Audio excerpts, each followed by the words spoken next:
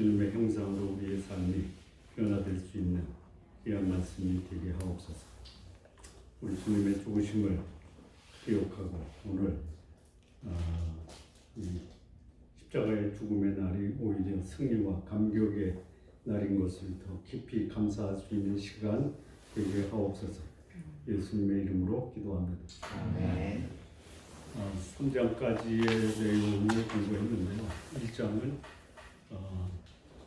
첫 번째 비밀로 우리의 구원은 창세 전에 삼위일체 하나님이 계획하신 놀라운 신비에 속한 것이다.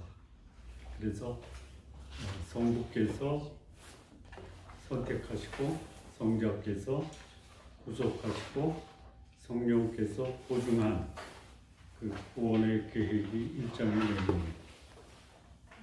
2장에서는 그 한 개인이, 죄인된 개인이 어떻게 소위 하나님의 구원 계획에 들어가느냐라는 것이 두 번째 비밀입니다. 두 번째 비밀은 그리스도와 함께 살리시고 그리스도와 함께 일으키시고 그리스도와 함께 하늘에 앉히신 그 사건이 구원의 두 번째 비밀입니다. 이 비밀은 그 사람의 이성이나 경험으로 알 수 있는 것이 아니라 하나님이 알려주시지 않으면 알 수 없는 게 구원의 비밀입니다. 세 번째 비밀은 두 번째 비밀을 다른 각도에서 보여주고 있는 건데 3장에 나오는 겁니다. 2장에서는 그리스도와 함께 살리시고 일으키시고 하늘에 앉히셨다면 3장에서는 그거를 다른 차원에서 그리스도와 함께 후사가 되고 상속자가 되고 그리스도와 함께 지체가 되고 그리스도와 함께 약속에 참여하는 것. 이 말씀을 지난 4일 동안 공부를 했습니다. 이렇게 말씀을 드리니까 굉장히 간단하죠? 네? 네. 간단하다라는 게 뭔지 아시죠? 그 깊은 복음의 비밀이 설명을 듣고 이해하고 나니까 간단하게 정리가 되는 거예요. 자, 그러면 그렇게 이 복음의 비밀을 알고 있는 사람들이 소위 교회의 구성을 합니다. 교회를 구성합니다. 교회라고 하는 것은 뭐냐면 창세전에 하나님이 죄를 지은 인간을 다시 회복시키셔서 하나님의 백성으로 삼으시고 그 백성을 삼으신 사람들의 공동체를 교회라고 합니다. 자, 그러면 우리 1장에서 그리스도 안에서 하늘에 있는 것이나 땅에 있는 것이 통일된다라고 했죠. 통일된다라는 말은 하나님의 나라와 지상의 교회가 하나가 되는 거고 죄인된 인간이 의인이 돼서 하나님과 그리스도와 연합하는 것이 통일이라고 했죠. 그러면 하나님이 이 교회의 하나님의 나라와 교회를 통일시키기 위할 때 이 교회에 속한 자들이 해야 될 책임이 있어요. 책임. 첫 번째는 뭐냐면요. 인격적 성숙이라고 합니다. 인격적 성숙. 두 번째는 교회가 공동체로서 원만하게 운영이 되기 위해서 공동체가 갖춰야 될 그 공동체의 구성 요소입니다. 이 두 가지가 잘 어우러졌을 때 교회는 건강하게 성장하는 겁니다. 그래서 이제 첫 번째, 이 교회의 구성원들, 요거는 개인이다라고 할 수 있어요. 이 개인이 어떤 모습을 갖춰야 되느냐, 인격적 성숙입니다. 그래서 어제까지 한 게 자신에 대해서는 겸손하라. 겸손. 교회 내에 겸손한 사람들로 구성되어 있다. 어떨까요?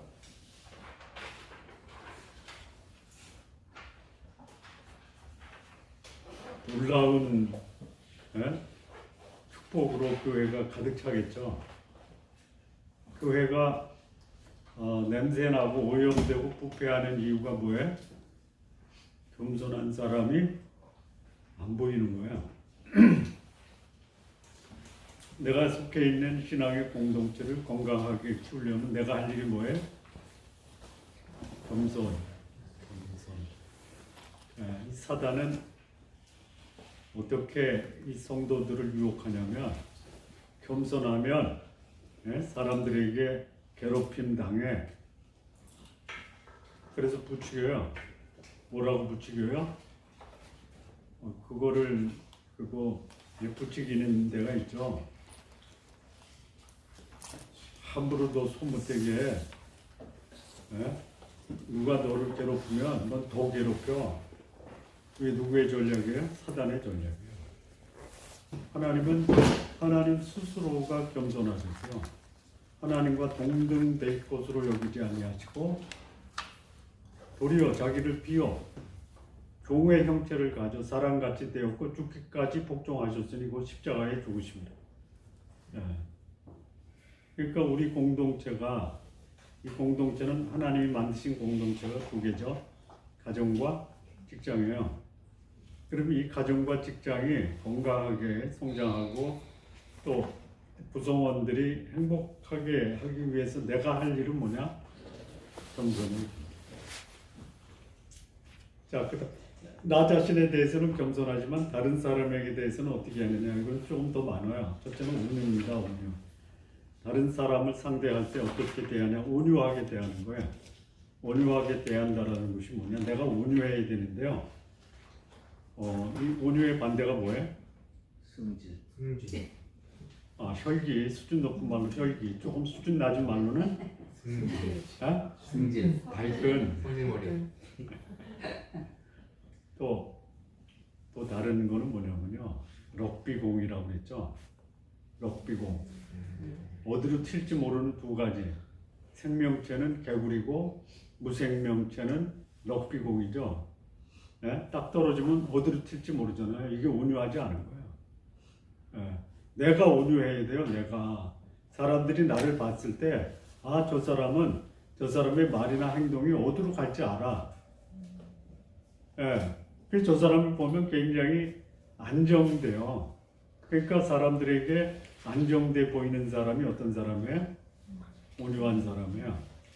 그래서 이 온유라는 말은 야생말을 길들여서 경주용 말로 길들여진 상태가 온유해요. 근데 이게 길길이 날뛰면 어때요?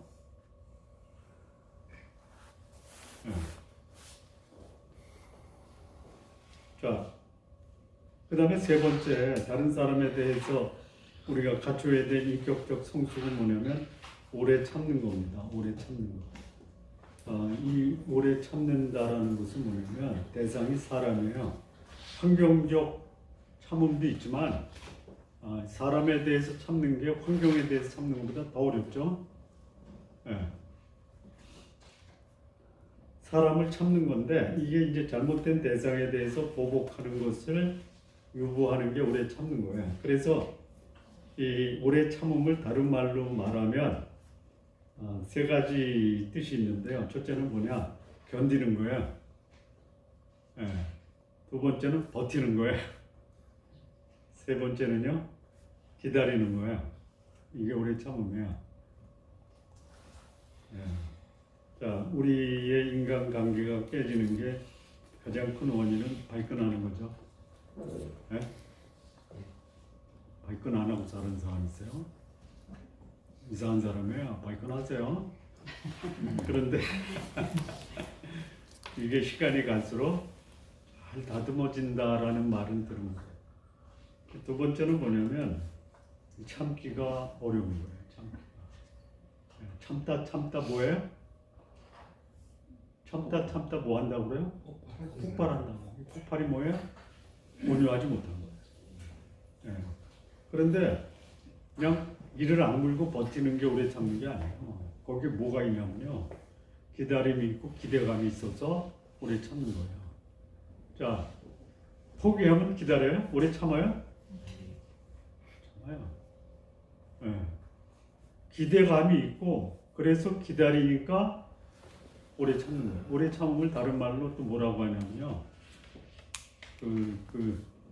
남자들은 별로 안 써. 여자들이 쓰는데요. 마음고생 많다 그러죠.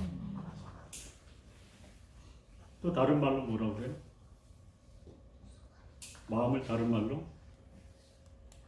가슴이라고 그러죠. 고생은 뭐라고 그래요? 알이라고 그러죠.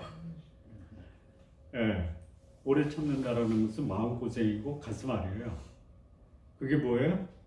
우리의 공동체를 지켜내기 위해서 우리가 책임져야 되고 그렇게 살아야 될 그런 훈련이 돼 있어야 돼요. 근데 이 오래 참음에 대한 본을 누가 보여주셨어요? 하나님께서 보여주셨어요. 디모데전서 1장 16절입니다. 하나님께서 오래 참으심의 모본을 보여주셨습니다.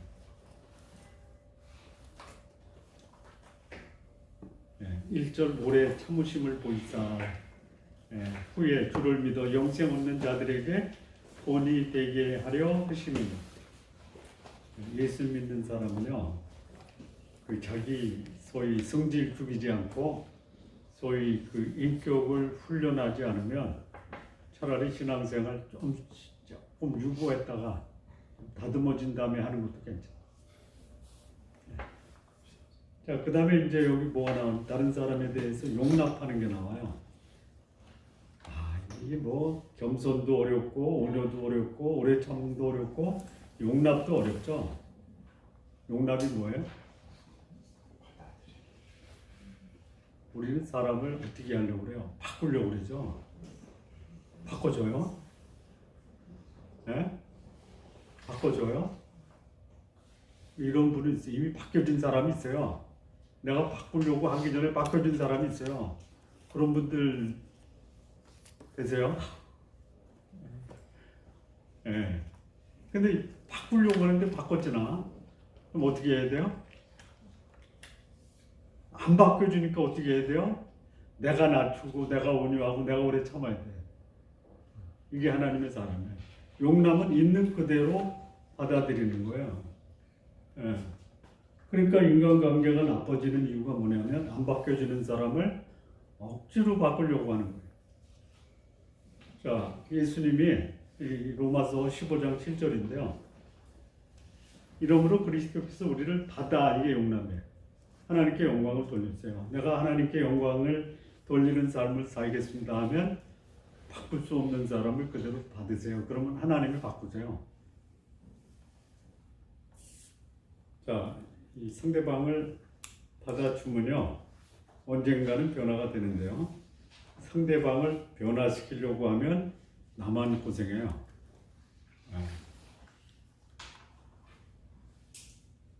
우리에게 사람을 변화시킬 권리나 책임이 있어요? 없어요. 우리는 뭘 했는데요? 본을 보여주는 거예요. 본을 보여주는 거예요. 자, 하나님이 만드신 사람을 내가 바꾸려고 하면 이거 뭐 하는 거예요? 우리 누가 만드셨어요?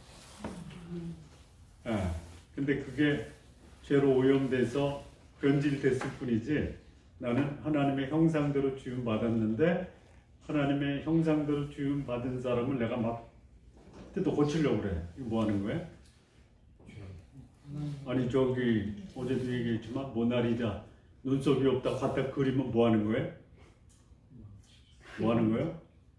작가를 모독하는 거예요. 우리 작가 모독 많이 하죠. 내 자식 내 마음대로 돼요. 어떻게 해야 돼요? 하나님 당신이 좀 맡아서 해주세요. 저는 그냥 오래 참고 겸손하고 온유하고 용납할 테니까 변화는 당신이 시켜주십시오. 그럼 내 마음에 그야말로 그 마음고생 이거 하겠어요? 맡겼는데. 그 다음에 세 번째 이제 교회에 대해서인데요. 교회에서 제일 힘든 게 뭐예요? 뭐예요? 연합이잖아요. 연합. 그래서 여기 연합 앞에 에? 하나 되기를 뭐하라고 그래요? 힘쓰라고 그랬어요. 이 힘써야 돼요. 힘쓰시나? 어디다 힘쓰세요? 에? 힘쓰지 않아야 될 때 힘쓰죠. 정작 힘써야 될 때는 안 쓰니까 그 힘이 정작 써야 될 때 발휘가 안 되는 거야.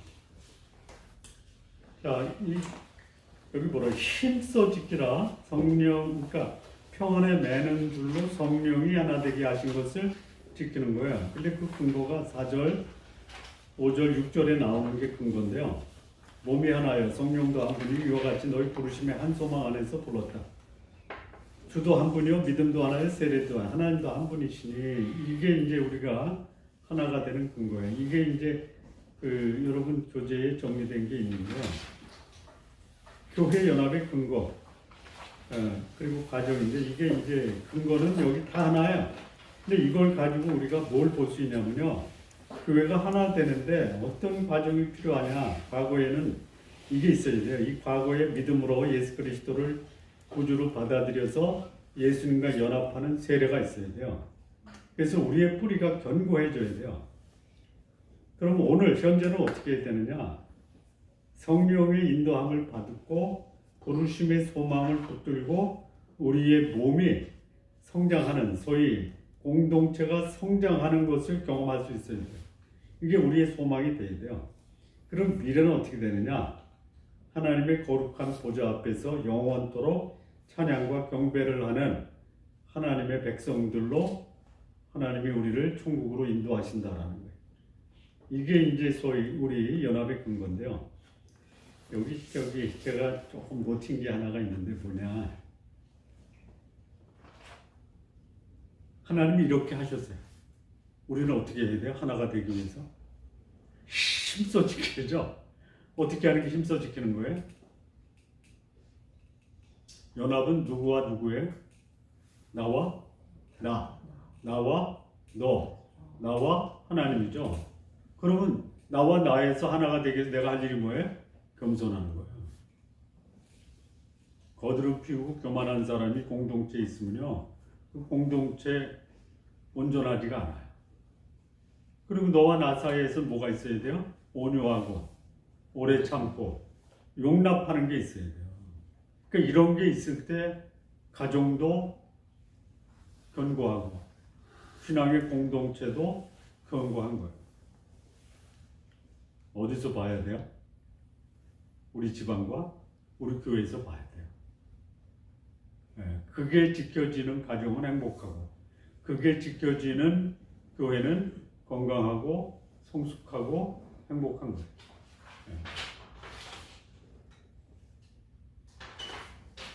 자, 여기 이제 궁극적으로 우리의 목표가 하나님인데요. 이러기 때문에 우리는 하나님 안에서 하나가 될 수 있고 하나님이 어떤 분이신가를 실감한다면 연합 안 할 수가 없어요. 하나님이 어떤 분이냐? 만유에 계세요. 만유 위에 계세요. 만유를 통일하시고요. 만유 가운데 계세요. 이거를 제가 그냥 제가 이해하는 거를 영어로 썼는데요. 만유, God created the world. 만유 위에 God centered the world. 만유를 통일하시고 God sustained the world.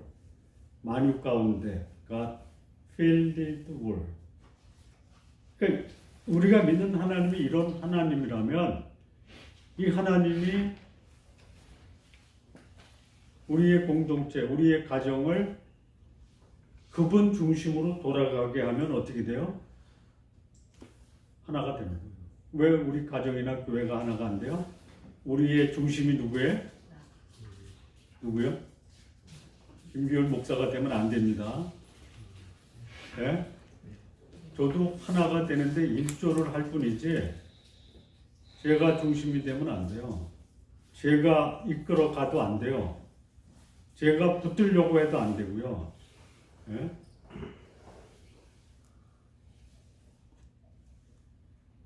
우리 성도님들이 이 교회의 중심이 되고 만들어 가지고 그리고 지키는 역할을 해주십시오. 그리고 성도님들이 그렇게 하시다가 제가 필요한 거 있으면 저한테도 기회를 주시고요. 그래야 교회가 건강한 거예요. 자, 그래서 이제 하나님이 중심이 되고 만들어 가시고 유지하시는 이 교회가 하나님이 우리에게 허락하신 조직이 있어요. 이게요 7절에서 12절인데요. 여기 한번 우리 교독을 하실까요? 자, 우리 각 사람에게 그리스도의 선물의 분량대로 은혜를 주셨나니 그러므로 너희를 그가 위로 올라가실 때에 사람에게 선물을 주셨다 하였다. 올라가셨다 하였은즉 땅 아래 곳으로 내리셨던 것이 아니면 무엇이냐? 내리셨던 그가 곧 모든 하늘 위에 오르신 자니 이는 만물을 충만하게 하시니라.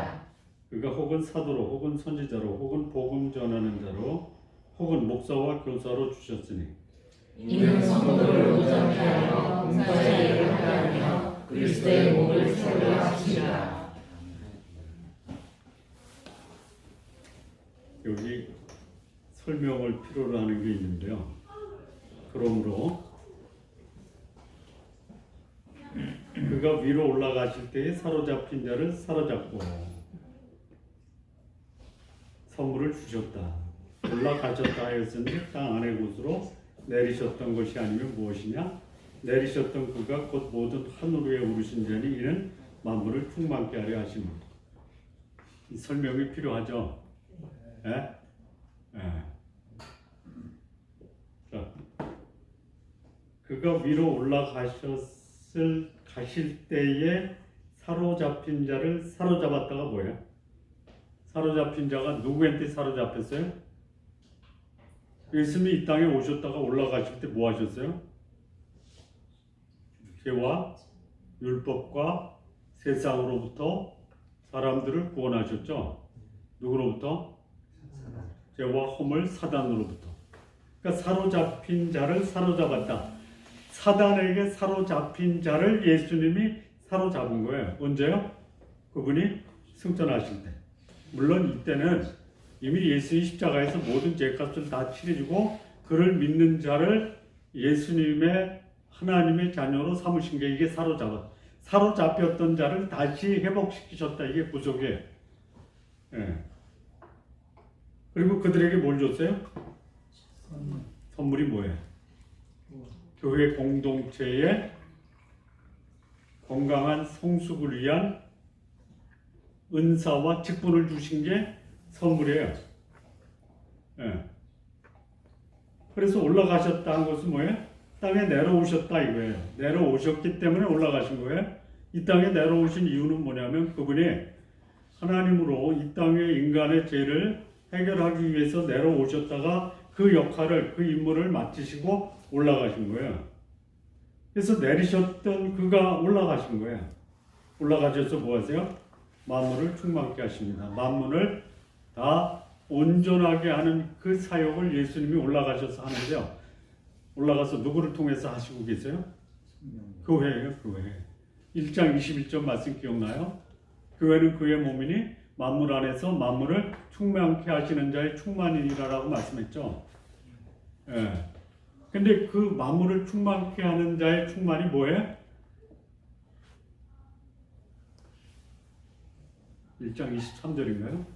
교회예요, 교회. 교회가 어떤 역할을 해야 돼요? 만물을 충만케 해야 돼요. 온전하게 하나님의 뜻을 실현하는 하나님의 특별한 도구가 뭐냐? 교회예요, 교회. 내가 뭘 세상을 바꾸고 온전케 택도 없지. 그렇게 생각하면 아무것도 못해요. 하나님, 저는 부족한데 하나님이 저를 통해서 만물을 온전케 하실 일이 있다면 저도 그 일에 동참하겠습니다 해야 돼요. 여기 이제 만물을 하나님이 붙드시고 지키시고 만물 위에 계시고 가운데 계시는데 그럼 우리가 속해 있는 하나님의 세상은 어디예요? 어디예요? 옆집 아파트에 옆집 아파트는 내 세상이 아니죠. 예. 옆집 아들이 내 세상이에요? 아니에요. 예. 아니 뭐 대형 교회가 우리 교회, 우리 가정, 우리 교회가 하나님이 나에게 맡겨준 만물이에요. 예. 거기서 뭐 해야 돼요? 연합해야 돼요. 연합하기 위해서 겸손하시고 온유하시고 오래 참으시고 용납하시는 거예요. 그게 연합을 위해서 우리가 힘써서 지킬 수 있는 거예요. 예. 자, 그리고 이제 올라가실 때 만물을 충만케 하기 위해서 우리에게 주신 게 뭐냐면 은혜잖아요. 은혜가 뭐냐? 11절에서 12절이에요. 사도, 선지자, 복음 전하는 자, 목사, 교사 왜 주셨어요? 성도를 온전케 하는 거예요. 교회를 건강하게 세우는 거예요. 그리고 그런 여기 주어진 역할을 가지고 섬기는 일을 하는 거예요. 이 봉사일은 섬김입니다. 그래서 교회가 건강하게 성숙해지는 겁니다. 근데 여기 이제 이 직분의 출처가 나오는데요. 직분의 출처는 누가 주신 거예요? 7절에 우리 각 사람에게 그리스도의 선물의 분량대로 은혜를 주셨다. 그러니까 이 직분을 주신 그 출처는 누구냐? 그리스도예요. 이 에베소서의 핵심이 뭐죠? 하나님의 구원인데 어디서 이루어졌어요? 그리스도 안에서, 그리스도를 통해서 그리스도가 우리의 구원의 주인이에요. 그러니까 이 교회의 주인도 누구예요? 교회의 직분은 선물입니다. 네. 교회의 직분은 돈 주고 사는 게 아니에요. 교회 직분 주면서 돈 받아도 안 돼요.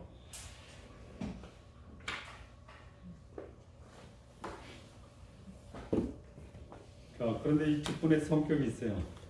여기 이제 7절에 보면 선물입니다. 선물이에요. 선물은 어떻게 받아야 돼요? 감사함으로, 기쁜 마음으로. 그 나에게 직분을 줄 때 어떻게 받으세요? 큰 선물 받았다. 네.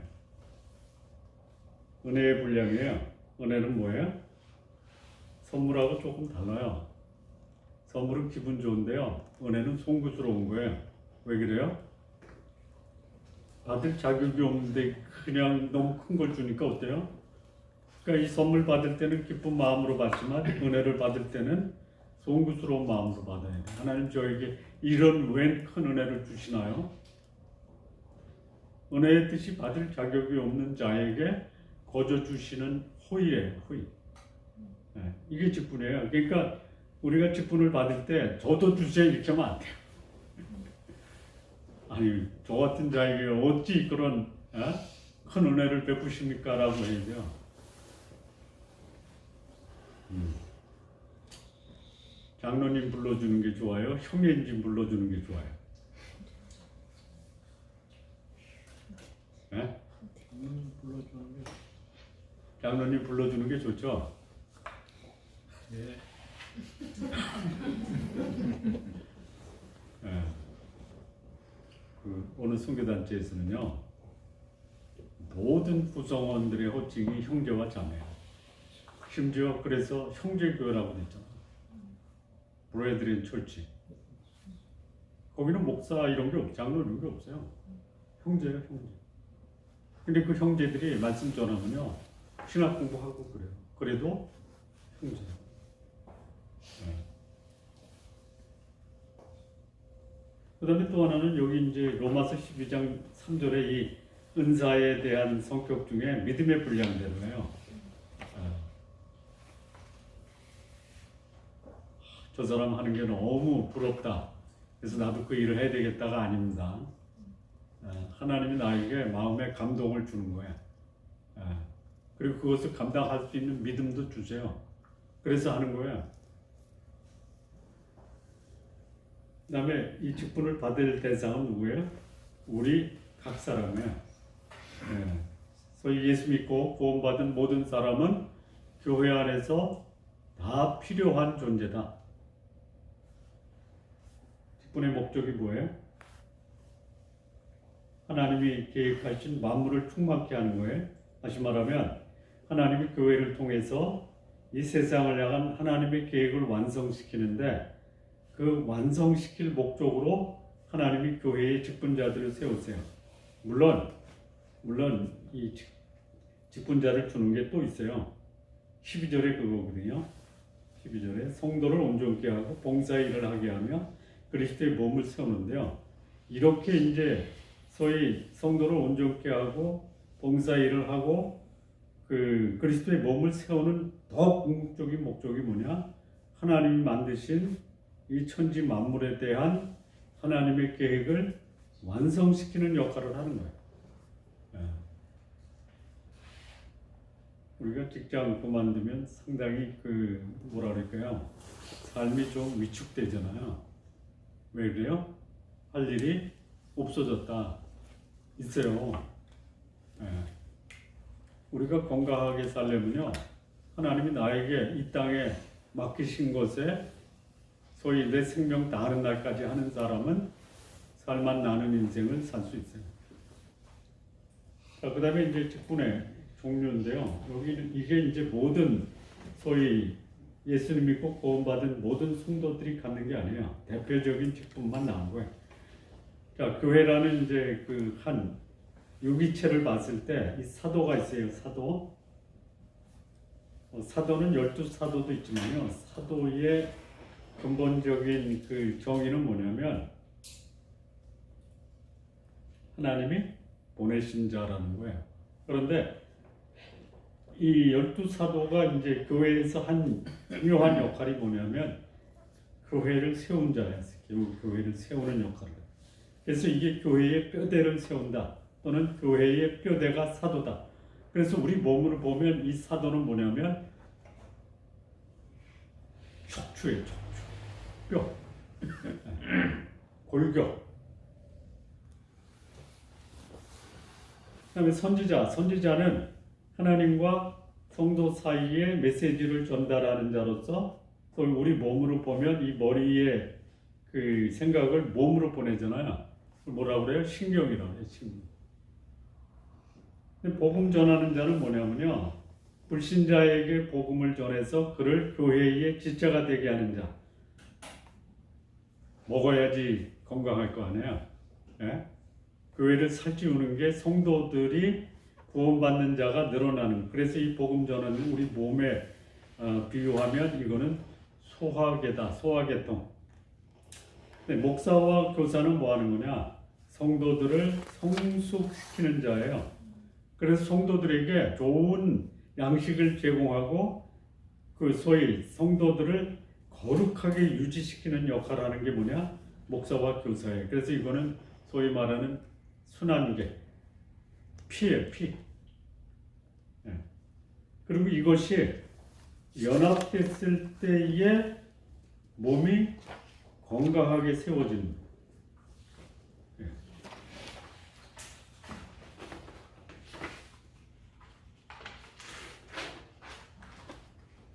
자, 동역의 원리를 보면요, 12절인데요.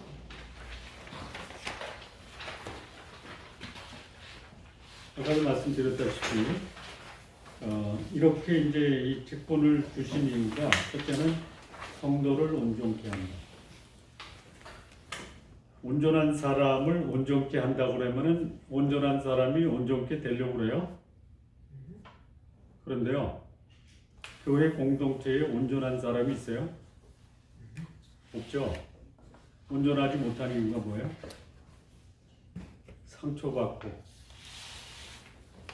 또 싸우고 관계 틀어지고, 그래서 이게 온전하지가 않은 거예요. 그래서 여기서 온전케 하다라는 게 영어로 보면 리페어 또는 리스토어, 치유와 회복시키는 역할을 하는 게 교회의 직분자들이에요.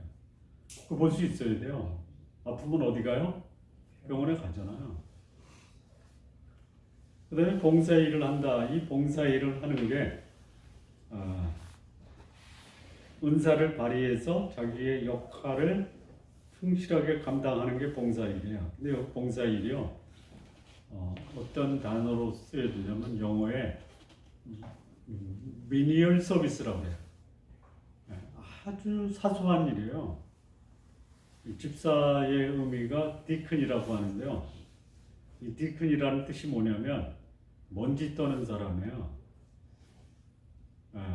성도들의 몸에 옷에 붙어 있는 먼지를 떨어주는 역할을 하는 자가 누구예요? 장로님이에요. 집사님이에요. 그게 봉사일입니다. 그래서 이제 그리스도의 몸이 세워져야 성숙해지는 거야. 그리고 교회가 연합되는 겁니다. 성숙한 교회의 측정할 수 있는 방법이 뭐냐? 성도들이 하나가 되어 있느냐? 그리고 성도들이 직분자들을 통해서 치유되고 회복되느냐가 건강한 교회의 모습이에요.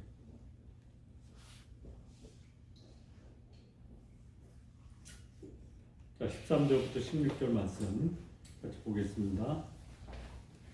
교독하시죠. 우리가 다 하나님의 아들을 믿는 것과 아는 일에 하나가 되어 온전한 사람을 이루어 그리스도의 장성한 분량이 충만한 데까지 이르리니 이는 그가 인생과 원하여 의지하여 사람의 그리스도와 안산 유혹에 빠져 그가 교훈의 풍조에 밀려 용하지 않으려 합니다. 오직 사랑 안에서 참된 것을 하여 범사에 그에게까지 자랄지라. 그는 머리니 곧 그리스도라.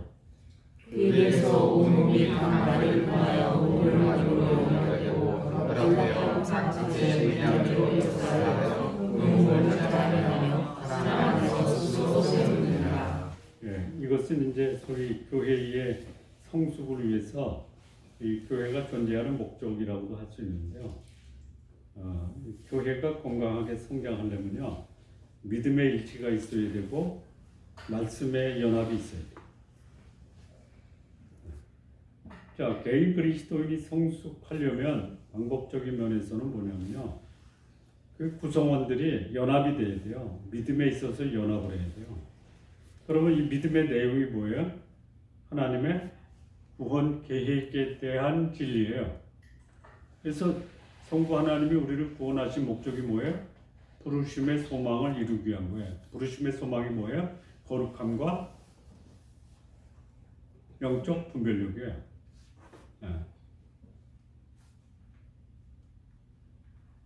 그 다음에 이 지식의 연합은 뭐냐면 예수님을 인격적으로 알아야 돼요. 인격적으로. 이거만큼 그야말로 수준 높고 고상하고 예수님에 대해서 100% 이해한다라는 것이 어려운 게 없어요. 그러니까 우리의 신앙은 예수님을 알아가는 수준이나 정도가 더 높아지고 넓어지고 깊어지는 거예요. 지금까지도 그래요. 예수님에 대해서 사람들의 그 소위 주장이 왜 그렇게 다양한지 몰라요. 그만큼 어렵다라는 거야.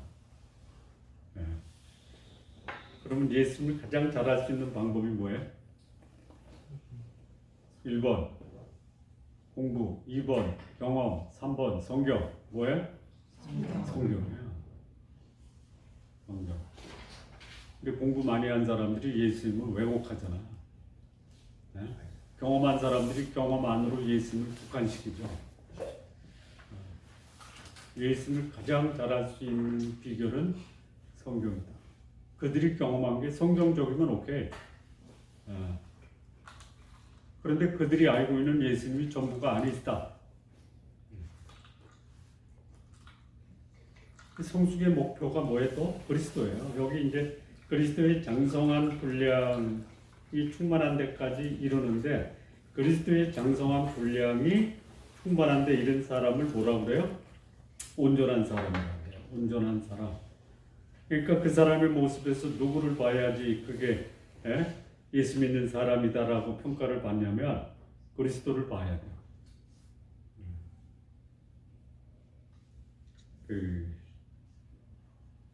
저 사람을 보면 저 사람은 저런 사람이야 하면은 그 사람의 모습이 저럴 때 거기서 예수님이 나타나요? 안 나타나죠? 저 사람이 전에는 그런 사람인데 지금은 예수 믿는 사람이야, 이런 얘기를 들어야죠. 예수 믿으면 예수님의 인격과 예수님의 지식과 예수님의 삶이 그 사람을 통해서 드러났을 때 그 사람을 가리켜 온전한 사람이다 이렇게 부르는 거예요. 근데 여기 이제 예수님을 닮은 삶의 핵심이 뭐냐면 부르심의 소망 가운데 거룩하고 흠이 없고 사람 가운데 살아가는 삶이 예수님 닮아가는 거예요. 그래서 이 성숙기의 내용이 뭐냐면요, 소위 견고한 믿음, 소위 분별력, 그리고 사랑 안에서 진리를 향하는, 이게 성숙의 내용입니다.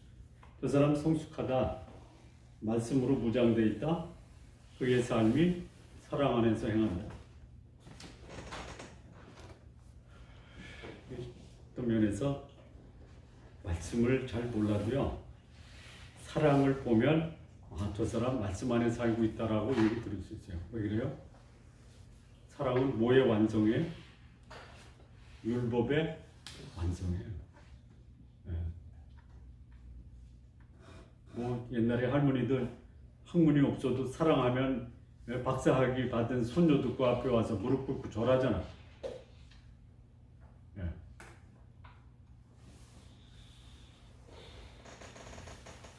자, 교회 목적 첫 번째는 개인의 성숙이고요, 두 번째는 영적 연합입니다. 교회가 영적 연합에 힘을 모을 필요가 있습니다. 근데 어떻게 하느냐? 여기 이제 joint and fastening the building, 그 다음에 hold together, reconciling, 이게 이제 영적 연합의 방법인데요. 여기서 이제 joint and fastening the building은 연락이라고 돼 있어요. 연락 16절에. 그 다음에 상합하여 있어요. 연락과 상합인데요. 연락은 뭐냐면 서로 조인트 되어 있는 거예요. 연결되어 있어요. 그리고 그 연결되어 있어서 견고해지는 거예요. 이게 연락이에요. 소위 그런 말 있죠.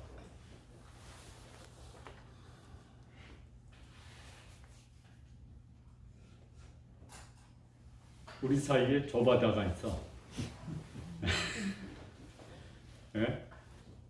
우리 사이에 섬이 있어.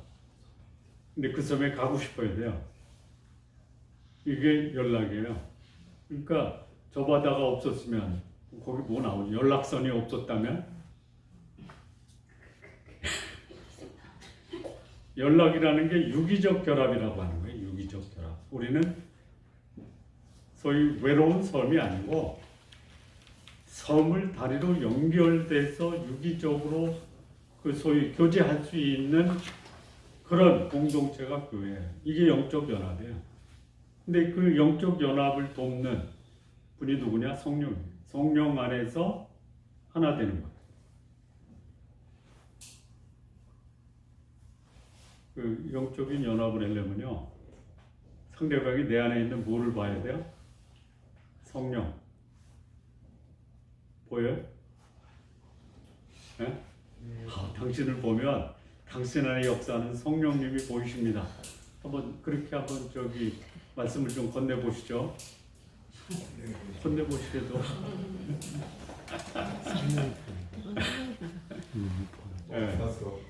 자, 그러면요, 나는 성령 안에 살려고 애쓰는 상대방이 안 보여. 어떻게 해야 돼요? 나는 연합하려고 하는데 상대 때문에 안 돼. 그럼 어떻게 해야 돼? 내가 하는 뭐예요? 아까 얘기했어요. 겸손하고 온유하고 오래 참고 용납하고. 오래 참을 때 어떻게 하라고 그랬어요? 견디고 참고 기다리고. 다른 방법이 없습니다. 그래서 이렇게 연합을 했어요. 여기서 이제 홀드 투게더는 뭐냐면요, 여기 연락은 소위 그 유기체적 연합이라고 한다면, 이 상합은 견고하게 붙어 있다라는 것을 말하고, 그리고 서로 화해하려고 노력해야 돼요. 혼자서는 안 돼요. 예수님이 그런 말씀했잖아요. 예수님인가? 사도 바울이 그 얘기했죠. 화를 내어도 죄를 짓지 말고 해가 지도록 불을 품지 말라. 이게 이제 소위 말하는 상합이라고 합니다. hold together reconciling이라고 합니다. 연합의 결과가 뭐예요? 교회가 자라는 거예요. 교회가. 이 몸이라는 것이 교회입니다. 그래서 거기 도표를 보면요. 교회의 연합을 위해서 개인의 성숙과 영적 연합이 있으면 그것이 성숙한 교회로 성장해 간다. 그래서 경건한 그리스도인 없이 성숙한 교회가 없고 성숙한 교회 없이 그리스도인의 성장이 없습니다. 정상적인 교회는 개인 그리스도인의 성숙을 통해서 완성이 됩니다. 자, 이제 건축기인데요. 건축기는요, 우리 비밀에서 함께 지체가 되고입니다. 이게 교회예요, 교회. 영적 연합은 함께 지체가 되고고, 이 함께 지체가 되면서 연합을 위해서 우리 각 구성원이 해야 될 것이 뭐냐? 사랑 안에서입니다.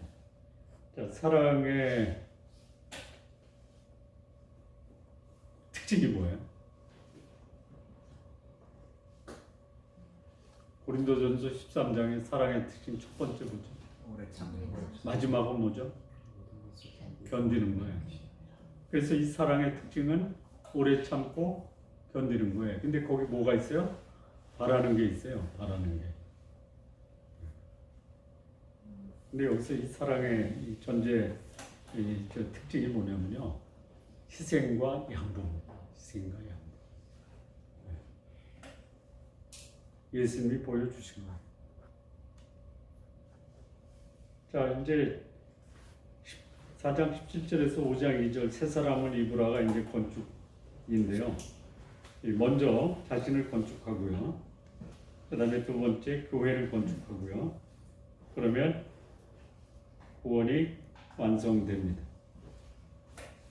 요 이제 건축 2의 그 내용이 첫 번째가 이방인의 상태, 두 번째 그리스도인의 변화 과정, 세 번째 옛사람과 새사람, 그리고 네 번째가 하나님을 본받으라. 이게 이제 모든 그리스도인들이 이 사실을 알고 여기에 힘을 같이 합쳐야 됩니다. 마음도 합치고 몸도 합치고 삶도 합쳐야 돼요. 자, 여기 이제 이방인의 상태 첫 번째인데 이게 언제냐? 우리가 예수님 믿기 전에 이방인도 있을 때예요. 여기 이제 17절에서 19절을 보면요. 그러므로 내가 이것을 말하며 주 안에서 증거하노니 이제부터는 이방인이 그 마음에 허망한 것으로 행한 같이 너희는 행하지 말라. 18절 읽어주실래요? 그들의 눈이 어두워지고 그들 가운데 있는 무지함과 그들의 마음이 굳어짐으로 말미암아 하나님의 생명에서 떠나있도다. 저희가 감각 없는 자되어 자신을 방탕에 방임하여 모든 더러운 것을 욕심으로 행하되 이게 언제예요? 구원받기 전의 모습이에요. 근데 이 동일한 말씀이요 로마서 1장 21절에서 28절에 나옵니다. 하나님을 알되 하나님을 영원롭게도 아니하고 감사하지도 아니하고 오히려 그 생각이 허망하여지며 스스로 지혜에 있다나 우준하게 되어 썩어지지 아니하는 하나님의 형상을 썩어질 사람과 금수와 버러질 형상의 우상으로 바꿨어요. 그래서 하나님이 그들을 더러운 가운데 내버려두셨어요. 부끄러운 욕심에 내어버렸어요. 상실한 마음 가운데 내버려 두는 게 여기 에베소서에서는 이렇게 설명을 했습니다. 자, 그렇다면 이걸 조금 이제 부연해서 설명을 드리면 마음이 허망하다가 뭐예요?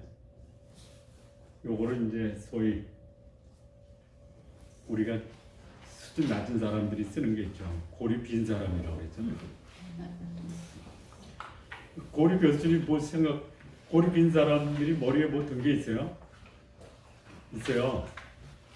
먹는 거 하고, 소위 쾌락을 즐기는 쪽으로 집중돼서 이게 드러나는 거예요. 예, 마음이 허망한 사람은 육체가 그들의 정신 상태를 주관하는 거예요. 이게 허망한 거예요. 비어 있어요. 목표와 방향이 없어요.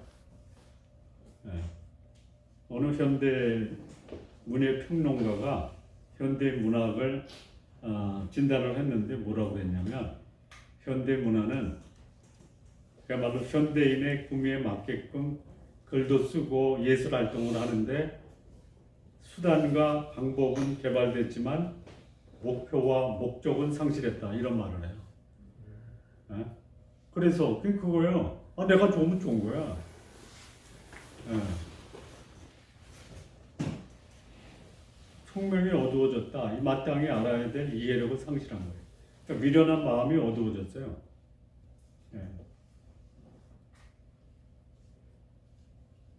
미련한 마음이 어두워졌다. 뭐해? 분별력, 이해력을 상실하는 거예요. 어떻게 저런 행동을 하지? 여러분, 이 총명이 어두워진 것은 총명이라는 말이 아이들에게만 씁니까? 어른도 총명이 있습니까? 네, 총명 없는 어른들 봤어요? 많이 보셨어요? 네. 나도 그런 말 들었어요?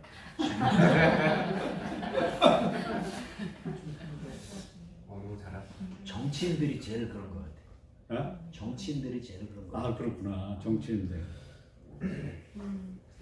그래서 정치인들이 그래서 투표 안 하면요 제일 나쁜 사람 뽑힙니다. 그렇죠.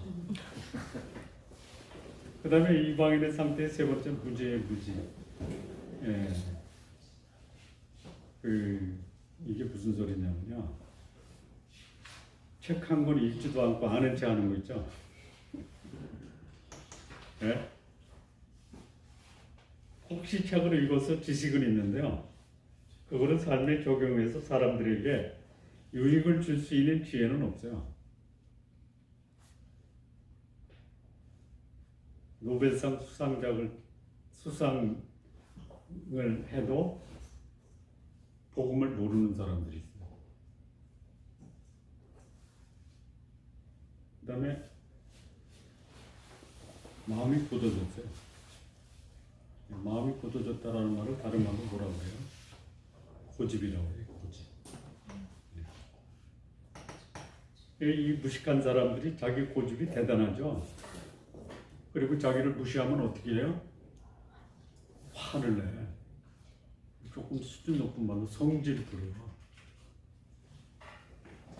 네.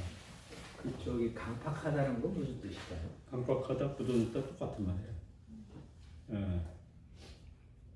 거짓을 진리로 주장하는 게 강박한 거예요. 소위 애굽의 바로가 강박해졌죠. 네.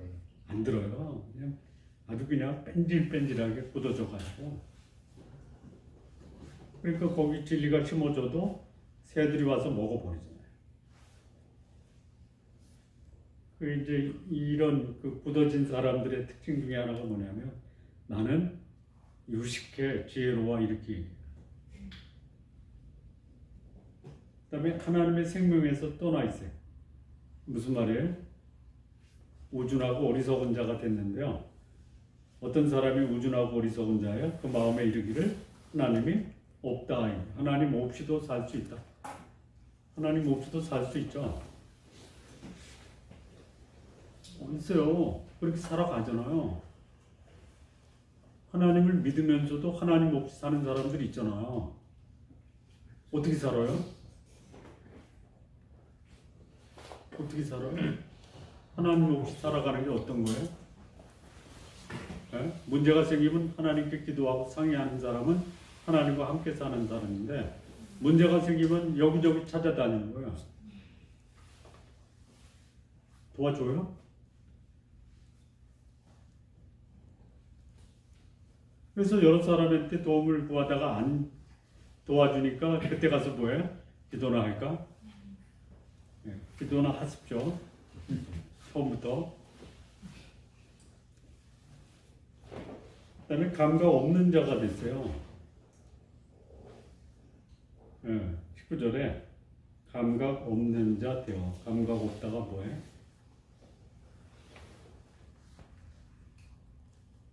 감각 없다라는 게 영적 무감각인데요. 영적 무각한 사람들이 작용하는 게 있어요. 뭐죠? 본능과 육체예요. 그러니까 하나님을 육체로 바꿔버리는 거예요. 그걸 뭐라고 그래요? 우상숭배라고 하는 거예요. 하나님을 자기 육체를 위해서 경배하는 사람이 이런 사람이에요. 감각 없는 사람이에요. 그 다음에 방탕에 방임함.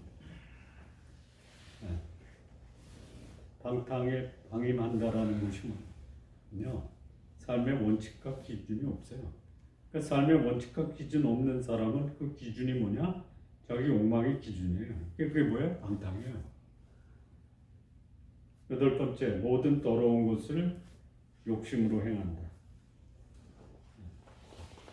이 욕심을 더러운 것으로 행하는 게 로마서에서는 더러움, 부끄러움, 상실한 것. 더러운 건 뭐가 더러운 거예요? 그렇게 하잖아요. 뭐 더러운 남자한테 뭐라고요?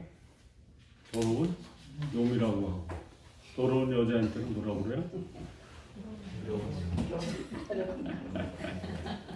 아니, 더러운 남자가 있으니까 더러운 여자도 따라 나오는 거예요. 남자가 더 책임이 큽니다. 네? 여기 더러움은요, 성적인 방탕에, 부끄러움은 뭐냐면요, 더러운 것에 대해서 아랑곳하지 않고요, 부끄러움까지 더 전개하는 거예요. 이건 동성이에요, 동성. 상실한 마음은 뭐냐? 더럽고 부끄러운데 그것 때문에 절망하는 게 상실한 마음.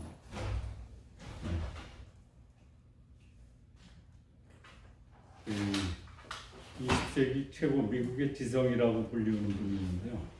프랜시스 쉐이커인데요. 현대의 가장 큰 불행은 절대성을 상실한 것이다. 절대성을 상실하니까 어른들이 말하면 들어요? 안 들어요. 당신이 뭔데? 이게 뭐 요즘 좋은 말로 해서 MZ세대라고 하는데, 자기의 권리와 견해를 주장하다가 자기가 제일 피해를 보는 거예요. 왜? 절대 가치를 상실했거든요. 인간관계에서 상실해요.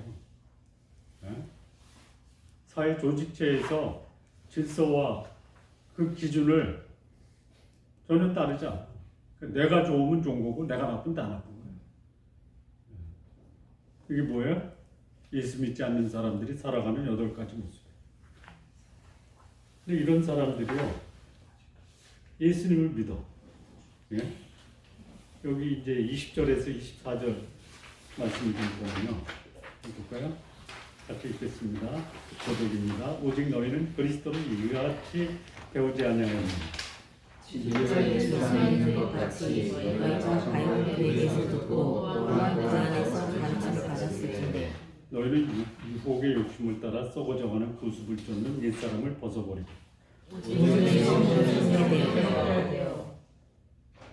하나님을 따라 의와 진리의 거룩함으로 지으심을 받은 새 사람입니다. 이게 이제 그리스도인의 변화 과정을 여기서 말씀을 해주는데요. 이 변화의 필수 요원이 뭐냐면요, 인격입니다. 인격. 예. 내가 왜 이렇게 안 변할까? 예수님을 만나지 않고는 변할 수가 없어요. 예수님에 관해서 아는 사람은 많아도 예수님을 알지 않고는 내 영혼의 변화가 있을 수 없다. 그래서 변화의 필수 요건은 예수님을 소위 말하는 인격적으로 아는 거예요. 인격적으로 안다라는 게 뭐냐? 지식적으로 예수님이 어떤 분이신가, 그분이 하신 말씀이 뭐고, 그분이 행하신 일이 뭐고, 그분이 오신 목적이 무엇인가를 정확하게 아는 것이 첫 번째. 두 번째는 예수님이 오신 이유, 하신 일, 또 그분이 어떤 분이신가를 알고 이 마음에 공감이 돼야 돼요. 왜 안 믿어요? 공감이 안 돼. 공감이 안 되는 이유는 그런 분인지 몰라도 그분이 나에게 필요하지 않다 이거예요. 세 번째는 의지적 결단이에요. 예. 알고 공감이 되는데 맞아, 나 그분과 동행할 거야 라는 결단이 있는 사람이 누구예요? 그리스도인이에요. 예.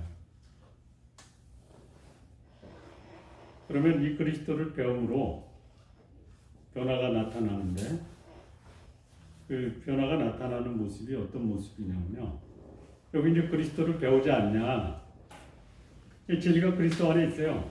그 안에서 듣고 가르침을 받았어요. 그러면 어떻게 해야 돼요? 유혹의 욕심을 따라 썩어져가는 구습을 쫓는 옛사람을 벗어버리라. 그리고 오직 심령으로 새롭게 되어 하나님을 따라 의와 진리의 거룩함으로 지으신 새 사람을 입어라. 이 두 가지야. 이 그리스도를 배우는 사람들에게서 나타나는 변화는 뭐냐? 옛사람을 벗어버리는 거예요. 새 사람을 입는 거예요. 자, 옛사람의 특징이 뭡니까? 옛사람의 특징이 뭐예요? 유혹의 욕심을 따르고 구습을 따라요. 구습이 뭐예요? 세상의 유행, 제도, 풍속, 그러니까 시를 따라 사는 거예요. 자, 하나님 안 믿는 사람들이 살아가는 삶의 방식이 뭐예요? 육체와 세상에. 이게 이제 소위 옛사람의 모습이에요. 이거 벗어버려야 돼요. 지속적으로. 한번 벗어서 안 돼요. 그리고 이거는 내 스스로 그냥 마지못해 누군가에 의해서 강요당한 것이 아니라 내가 적극적으로 능동적으로 옛사람을 벗어버려야 돼요. 그 나사로가 죽었잖아요. 예수님이 가셨어요. 이제 사람들에게 뭐라고 얘기하냐면요. 돌을 옮겨라 그랬죠. 옮긴 돌에다가 예수님이 소리를 나사로야 나오래 그랬죠. 돌을 옮기는 건 누구 책임이에요? 사람들 책임이에요. 나오라 한 것은 누가 하시는 거예요? 사람을 변화시키는 것은 하나님이 하는 거예요. 그래서 나왔어요. 나왔을 때 뭐를 입고 있었어요? 수의. 수의 무슨 냄새가 나요? 썩은 냄새. 그거 어떻게 해야 돼요? 풀어놔야 돼요. 예. 사람들이 도와주고요. 자기도 수의를 입고 있는 썩은 냄새 나는 그 수의를 벗겨달라고 사람들이 도움을 요청해야 돼요. 근데 마치 이 썩은 냄새 나는 것도 이게 내 모습이야, 안 벗을 거야, 이런 사람들이 있어요. 이 성숙한 사람의 특징 중에 또 하나의 모습이 뭐냐면 자기의 부족함을 인정하고 누군가가 도움을 줄 때 감사함으로 받는 거예요. 근데 도와주려고 하면 나 무시해? 그럼 그 사람은 무시당하는 거예요. 자, 심령으로 새롭게 된다. 이게 이제 영어 성경을 보니까 be made new 이렇게 돼 있어요. 새로운 사람으로 바뀌는 거예요. 새롭게 되는 겁니다. 자기를 변화시킬 수가 없어요. 누군가가 나를 변화시켜 줘야 돼요. 지속적으로.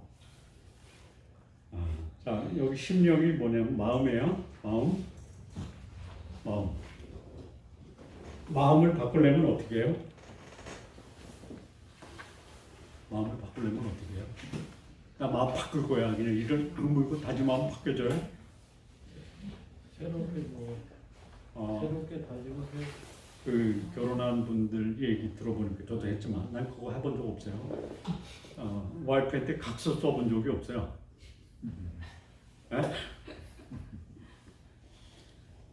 각서 남발하는 남자들 있죠.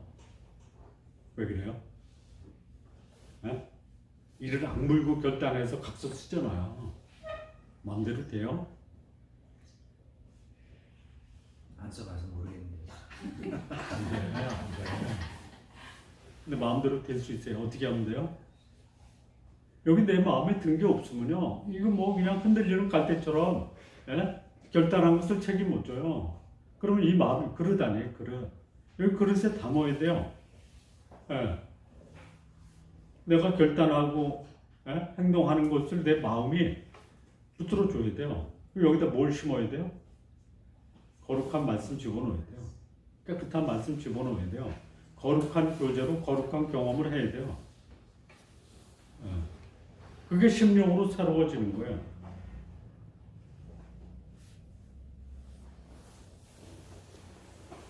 그리고 나서 심령으로 여기다 이제 새로운 걸 깨끗한 걸 계속 집어넣고 새 사람을 입어가는 거예요. 이게 능동이에요. 벗는 것과 입는 것은 내가 입는 거예요. 자, 거지 왕자 있죠? 거지 왕자. 여기 이제 거지 왕자를 새 사람에다가 놓으세요. 왕자는 거지가 되고 거지는 왕자가 됐죠. 그 거지가 된 왕자는 거지촌에 가서도 왕자 노릇하죠.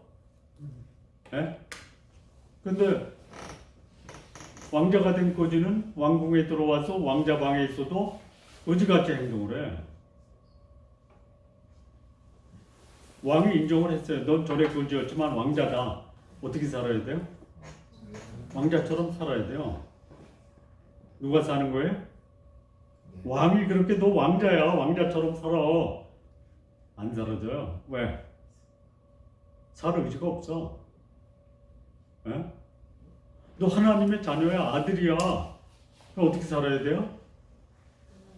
능동적으로 적극적으로 내가 하나님의 자녀답게 살아야 돼. 예. 근데 그 하나님의 사람으로 새 사람을 잇는 가장 바람직한 방법이 여기 나오죠.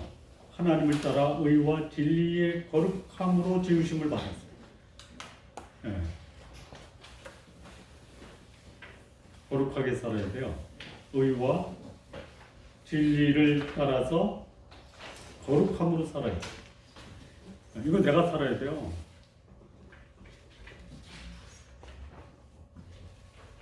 제가 요한복음을 강해하면서 제 마음속의 소원이 본문에 충실하게 말씀을 전하자. 가장 좋은 방법은 암송하는 거다.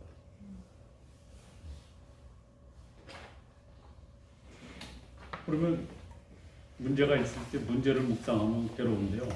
문제가 있을 때 말씀을 묵상하면요, 그 괴로움을 극복해요. 예. 그러니까 마음 먹기 나름이죠. 문제를 묵상하면 견딜 수가 없어요. 그런데 문제는 그대로 있어도 의와 진리의 하나님의 말씀을 묵상하면 내 마음에 하나님이 주시는 위로와 평강이 찾아온다. 자, 여기 이제 옛사람과 새사람이 4장 25절에서 32절인데요. 한번 같이 이것도 읽을까요?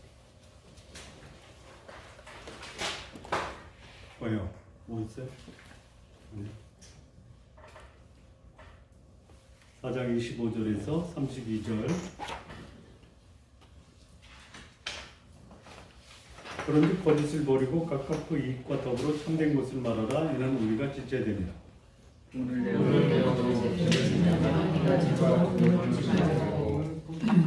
마귀에게 틈을 주지 마라.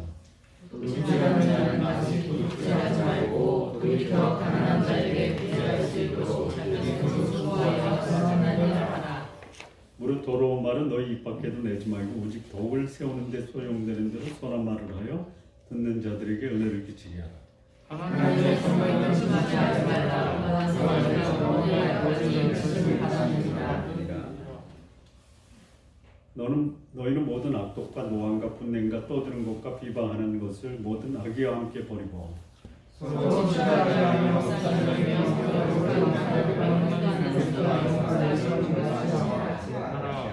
이게 이제 소의 교회의 구성원이 된 성도들이 옛사람은 벗어버리고요, 새사람을 입어야 되는 여기 교재 42페이지에 옛사람 있죠? 옛사람의 특징 25절에서는 언어예요, 언어. 어제도 얘기했지만 거짓말도 잘만 하면 구슬 소말이 돼요.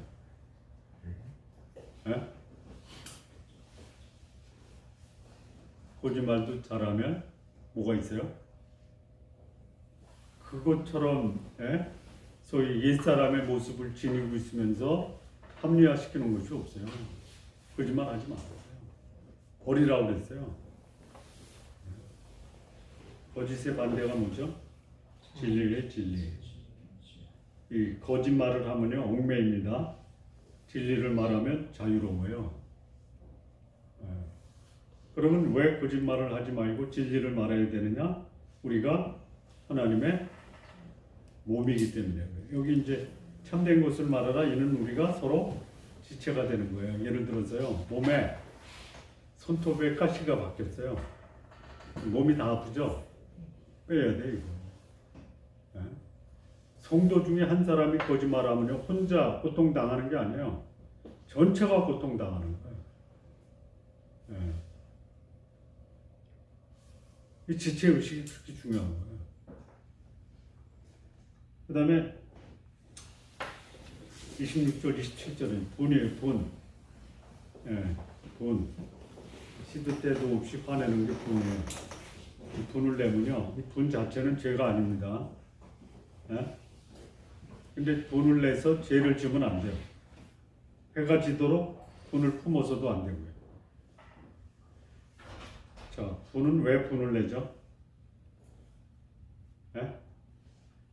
다분히 이게 진리가 아니다라는 것에 대해서 반응이 분이죠. 그런 분은 괜찮아요. 잘못된 분이죠. 내 감정 건드렸다고 분내는 거 있죠. 예? 그건 자기도 죽이고 다른 사람도 죽이는 거예요. 예. 그래서 분을 내어도 죄를 짓지 말라. 소위 말하면 그 소위 거짓이 판칠 때 그냥 방관하거나 묵인하는 것은 잘못된 거예요. 거짓이 판을 칠 때 분을 내야 돼요. 근데 자기 기분 안 맞춰줬다라고 기분 나빠서 분 내는 거는 이거는 소위 옛사람에 속한 거예요. 할 수만 있으면 해지기 전에는 다 풀어라. 아, 이거 보통 어렵고 지혜롭게 하지 않으면 안 돼요.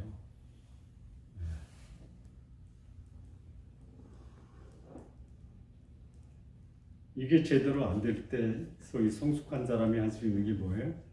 마음고생과 가슴앓이 하면서 오래 참고 버티고 견디는 거예요.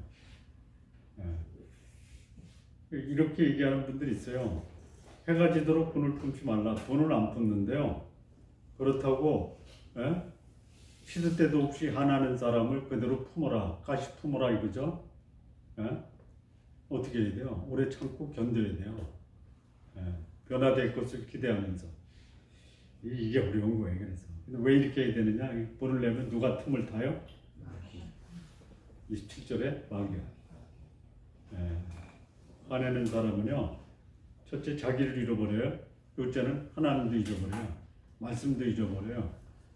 그 틈에 누가 끼어드냐면 마귀가 끼어드는 거예요. 여기 돈을 다른 말로 뭐라 그래요? 그 인터넷 검색창에다가요, 화를 한번 쳐보세요. 어느 정도 사례가 나올까요? 그거를 프린트 하면요 수십 장 나와요. 화 때문에 불질이죠. 화 때문에 살인하죠. 화 때문에 총질해요. 화 때문에 달리는 열차에 휘발유 끼얹고 그 안에서 그냥 집단 자살을 해. 화 때문에.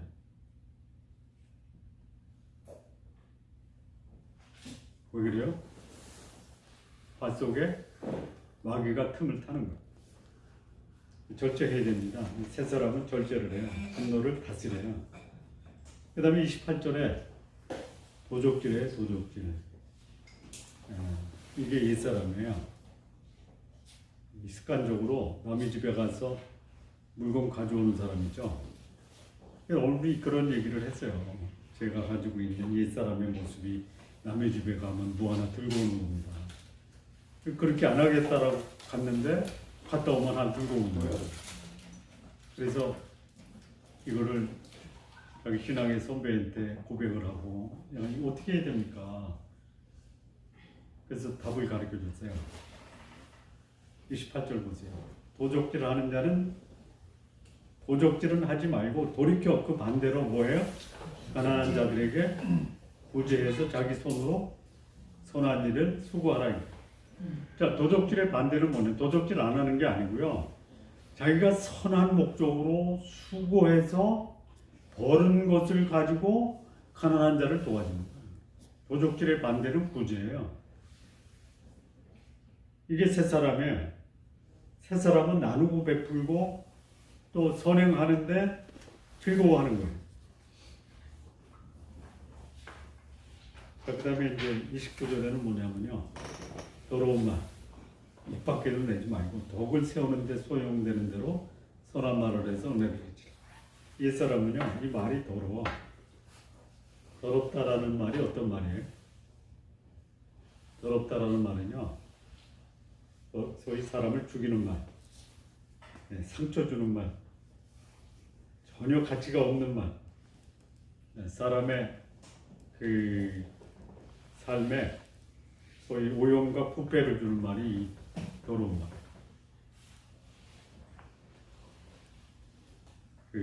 이 더러운 말에 익숙하고 그거를 듣는데 익숙한 사람들은요, 소위 덕스러운 말, 선한 말 하면요, 자기 모독하는 줄 알아. 그런 사람이 어떻게 해야 돼? 제가 볼 때 지혜로운 방법이요, 더러운 말을 익히 쓰는 사람한테는 입 다무는 게 좋아요. 네.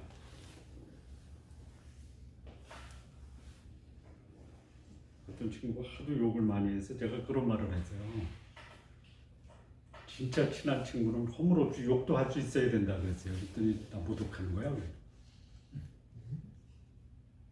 네. 그런 말 하지 말고 너도 욕해라 이거야. 나도 욕해야 돼? 친하니까?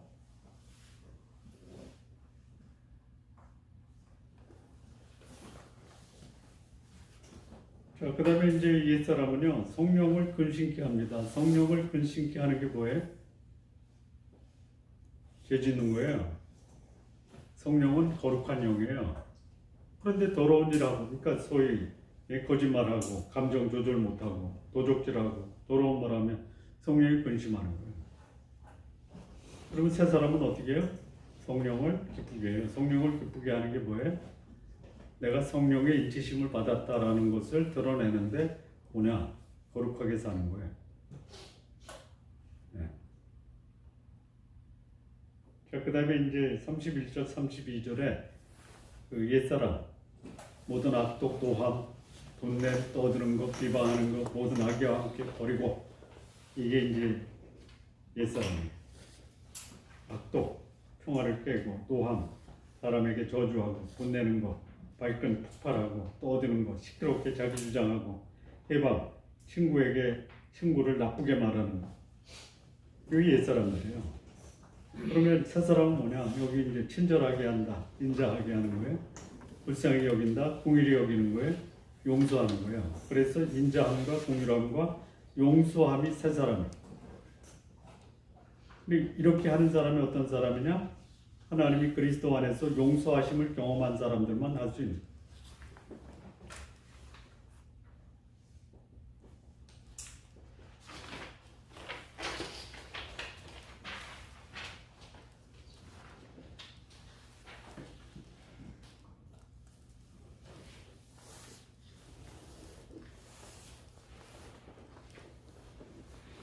자, 4번이요.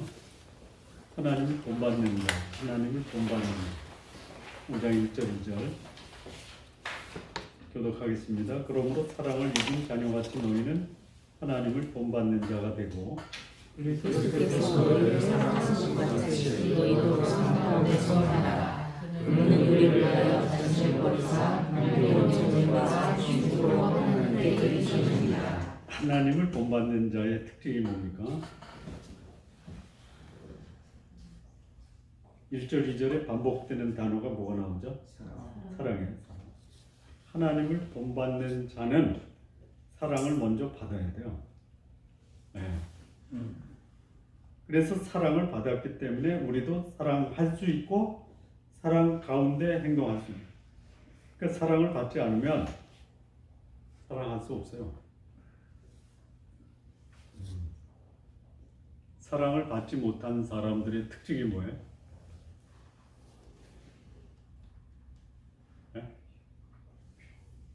사랑받는 것과 사랑하는 게 굉장히 어색하고 불편해요. 근데 사랑을 많이 받은 사람은 어때요? 사랑하고 사랑받는 일이 아주 익숙해요. 다시 말하면 사람에 대한 경계가 있느냐 없느냐.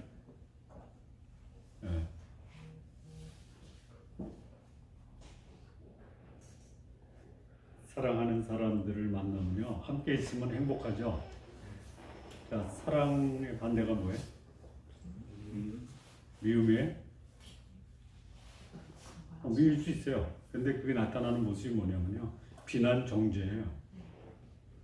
네? 문제 없는 사람이 어디 있어요? 여러분, 문제를 비난하고 정죄하면 문제가 해결됩니까? 아니면 그걸 품어주고 이해하고 감싸주면 그걸 극복하려고 노력합니까? 신앙의 공동체는 비난과 정죄가 아니라 그거를 아까 말씀했잖아요. 오래 참고 용납하고 온유하고. 신앙 공동체가 건강하기 위해서는 하나님 본받는 자들이 많아야 돼요. 자, 그러면 이 사랑의 원리 1절에 보면요, 사랑을 입은 자녀같이 너희는 하나님을 본받아라. 이 사랑의 출처는 어디로부터 나오는 거예요? 하나님이에요. 인격이에요. 하나님 모르고 하나님 믿는다라고 말하는 사람들이 너무 많아요. 하나님 이름 팔아서 정죄하죠. 매일 말씀 중에 뭐가 나오냐면요, 서기관들과 바리새인들이 음행 중에 잡힌 여자를 끌고 와서 가운데 세워요. 그리고 예수님께 말하기를, 이 여자가 가늠하다가 현장에서 잡혔습니다.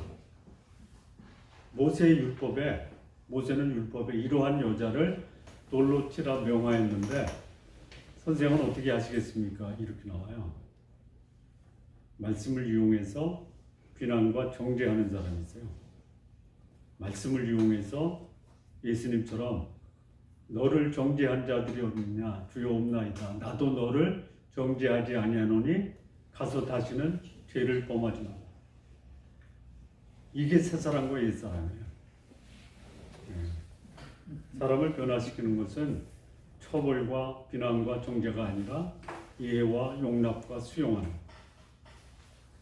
이 모본을 누가 보였어요? 예수님이 보이신 거예요. 그리스도께서 너희를 사랑하신 것 같이 너희도 사랑 가운데 세요. 예수님의 사랑의 특징이 뭐라고 그랬죠? 희생과 양보라고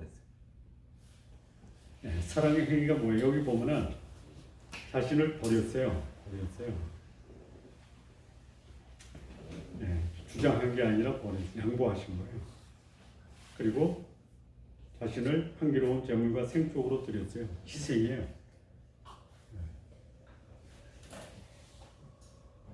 사랑의 결과 2절에 보면요, 하나님 앞에 향기로운 제물이다. 이 사랑은요, 우리가 믿는 하나님이 가장 기뻐하시고 원하시는 거예요. 하나님을 믿는 자들이, 본받는 자들이 버려요. 이것도 이제 옛사람에 속한 거예요. 이게 똑같이 반복하는 건데요. 다른 단어로 썼습니다. 음행, 성적인 부도덕이에요. 더러운 것, 정욕, 육체에 가하는 구체적 욕망이 더러운 거예요. 그래서 이 더럽다라고 할 때 이건 성범죄예요. 물론 음행도 성적인 부도덕인데요. 이것을 마치 즐거운 것으로 하는 사람은 그 자체가 인생이 더러워져요. 탐욕도 음행, 더러운 것, 탐욕이 거의 같은 의미로 사용이 됩니다. 그러니까 성적 부도덕을 추구하는 게 탐욕. 이거 예수 믿지 않는 사람들은요, 음행이나 더러운 거나 탐욕을 뭐라고 그래요? 뭐라고 하냐면요, 오락이라고 그래요. 이게 지금 우리 세상의 모습이에요. 누추한 것은 소위 저급한 말인데요. 부끄러운 말, 저급한 말, 더러운 행동, 이게 누추한 것. 이 말을 할 때 자기를 기가 막히게 이 단어를 선택해서 사람들에게 기쁨을 주겠다라고 하는데 누추해.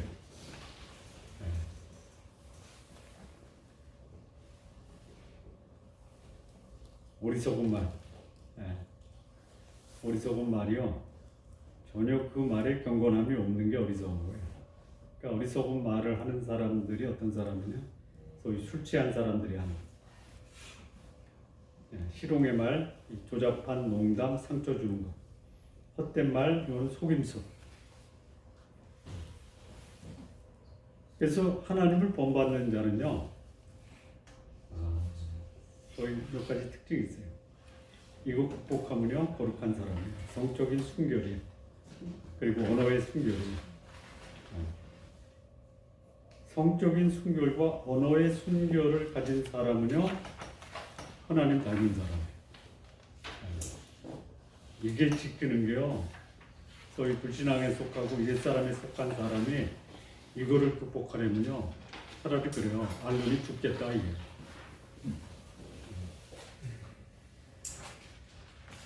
자, 건축 3입니다. 빛의 자녀처럼 해라. 4장 끝나고 5장 남았는데요. 시간이 얼마 안 남았는데. 이 계속 반복돼요. 전에는 이제는 옛사람, 새사람. 5장 3절에서 7절 전에는 옛사람, 어둠에 속했을 때 음행, 더러움, 탐욕, 육체의 낭비, 언어의 불경건. 이제는 빛 가운데 새사람을 입어서 착하고 의롭고 진실함. 이게 매력적인 사람. 그래서 이것이 이제 내 삶 속에 자리를 잡기 위해서 하나님이 기뻐하는 것이 무엇인가. 그리고 시험해 본 다음에 이게 어둠의 일이라면은 이거를 과감하게 벗어 던지고 거기서부터 청산해. 자, 그 다음 보면은요, 이 소위 빛의 자녀의 성장 과정인데요.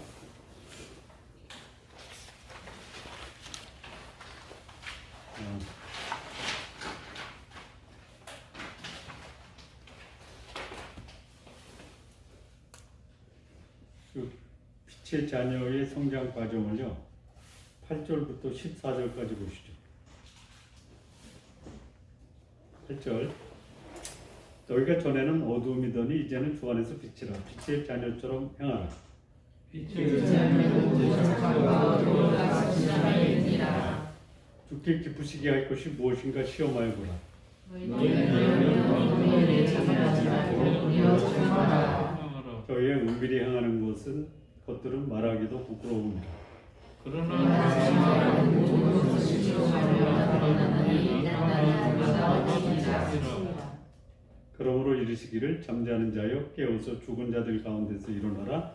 그리스도께서 내게 빛이시리라 하셨느니. 이거를 여기 귀납법적 적금이라는 게 뭐냐면요, 앞에 나오는 게 결론이에요. 그리고 맨 뒤에 나오는 게 출발이에요. 이게 귀납법입니다. 자, 빛의 자녀로서 성장하려면 어떻게 돼요? 14절에 빛이 나에게 비춰져요. 그럼 어떻게 해야 돼요? 빛을 받아야 돼요. 네. 빛이 누구예요? 예수 그리스도예요.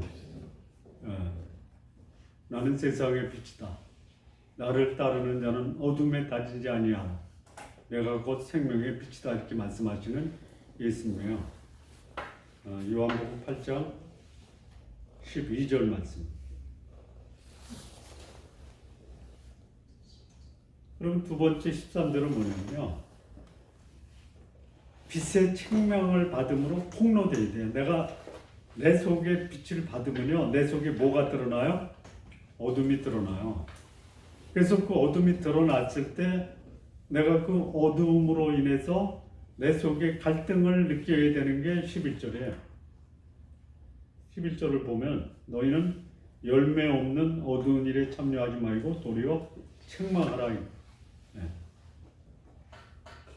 어둠 가운데 있을 때 갈등이 없다. 이건 빛을 받지 못한 거예요. 네. 그러면 빛을 받으면 열매를 맺어야 돼요. 빛의 열매를 맺어야 돼요. 그게 9절이에요. 빛의 열매는 모든 착함과 의로움과 진실함이 있다. 그 내가 빛의 자녀인지 아닌지 확인하는 방법, 내 삶 속에서 맺어지는 열매가 착하고 의롭고 진실이에요. 착하다라는 게 뭐예요? 나를 위하라가 아니라 너를 위하여입니다. 이게 착한 거예요. 의롭다라는 게 뭐예요? 원칙과 기준이 분명한 거예요. 진실하다, 속과 겉이 똑같다. 그러니까 저 사람이 빛의 자녀냐? 그럼 빛의 열매를 맺어야 돼요. 착하고 의롭고 진실입니다. 그래서 8절에 빛을 비치는 거예요. 빛의 자녀들처럼 행해서 빛을 드러내는 거예요. 언제 빛을 비춰요? 빛의 열매를 맺었을 때, 착하고 의롭고 진실할 때 이제 이 빛을 비추는 빛의 자녀가 되는 거예요.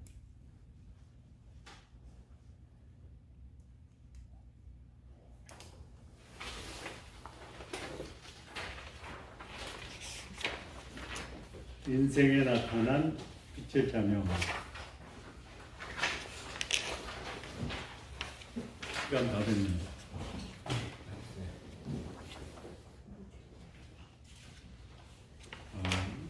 저기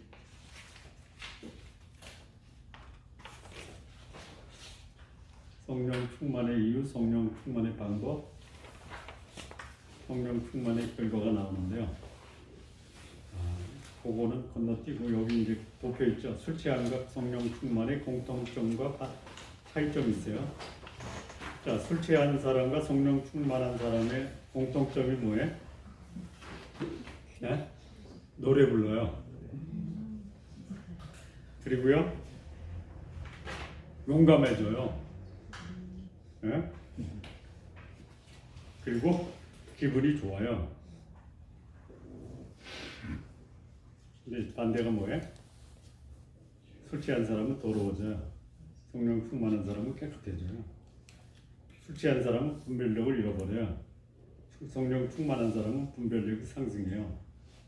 술 취한 사람은 현실을 망각해요. 성령 충만한 사람은 현실을 분별해요.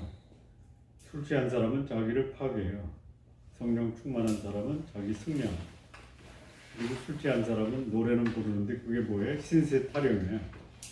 울려고 내가 왔는가 뭐 이런 거 있죠. 네, 성령 충만한 사람은요, 훌륭한 노래를 불러요. 술 취한 사람이나 성령 충만한 사람이 용감한데요. 술 취한 사람은 그걸 용감이라 하지 않고 객기라고 그래요. 성령 충만한 사람은 용기를 내는 거예요.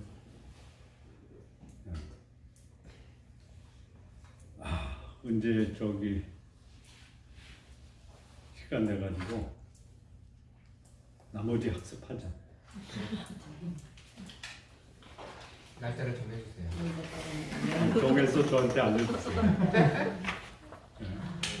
여기 오늘 책거리 하면서 의견을 나누시면은 이제 저기 이제 현실적인 거거든요. 결혼, 자녀, 직장, 그 다음에 신앙, 그 구체적인 삶의 영역에서 어떻게 옛사람을 극복하고 새사람으로 살 수 있는가.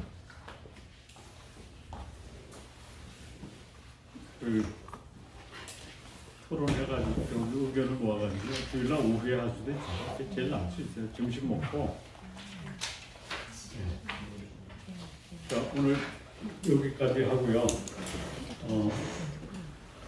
5일 동안 같이 공부하고 또 수고해 주셔서 감사하고요. 여러분들을 위해서 수고하셨습니다. 한번 인사하시죠. 수고하셨습니다.